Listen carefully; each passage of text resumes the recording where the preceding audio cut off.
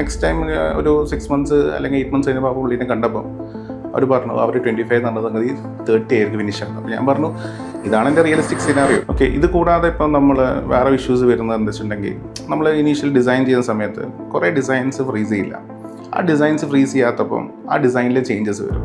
ആ ഡിസൈനിലെ ചേഞ്ചസും ഡ്രോയിങ്സ് ഒന്നും പ്രോപ്പർ അല്ലെങ്കിൽ വീണ്ടും സൈറ്റിലെ കണ്ടീഷൻസിനെ എഫക്ട് ചെയ്യും, വീണ്ടും കോസ്റ്റ് എന്ത് ചെയ്യും, റീവർക്ക് വരും. പിന്നെ റിയലിസ്റ്റിക്കലി ഇപ്പം ഒരു എക്സാമ്പിൾ പറയുകയാണെങ്കിൽ നമ്മുടെ അടുത്ത് ഒരു ക്ലയൻറ്റ് വന്ന് ഒരു കൊട്ടേഷൻ വന്ന് നമ്മൾ കൊട്ടേഷൻ കൊടുത്തു 25 lakhs ഒരു സ്ട്രക്ചറൽ വർക്കിൻ്റെ. അപ്പോൾ നമ്മളടുത്ത് അവർക്ക് അതിനെക്കാട്ടും കുറഞ്ഞ കോട്ട് കിട്ടി. നമ്മൾ നോക്കിയാൽ നമുക്ക് അതേ ചെയ്യാൻ പറ്റുള്ളൂ.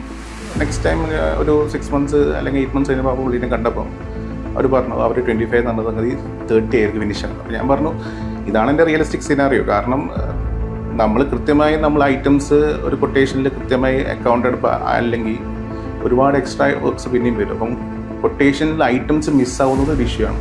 അപ്പോൾ എല്ലാ ഐറ്റംസും ഒരു സാധാരണ ലേമൻ ഒരു ക്ലയൻറ്റിനെ സംബന്ധിച്ചിട്ട് ഈ കൊട്ടേഷൻ്റെ അകത്ത് എല്ലാ ഐറ്റം വന്നിട്ടുണ്ടോ എന്നുള്ളത് ഒരിക്കലും മനസ്സിലാവില്ല. അപ്പോൾ ഒരിക്കലും മനസ്സിലാവാത്തപ്പം ഓക്കെ കുറേ കാര്യങ്ങൾ മിസ്സൗട്ടായി പോകും. പിന്നെ വരുന്ന വേറൊരു പ്രശ്നമാണ് വീട് എന്ന് പറയുമ്പം വീട് സ്ട്രക്ചർ മാത്രമാണ്. പക്ഷേ വീടിൻ്റെ പുറത്ത് വരുന്ന കുറേ എക്സ്പെൻസസ് ഉണ്ട്.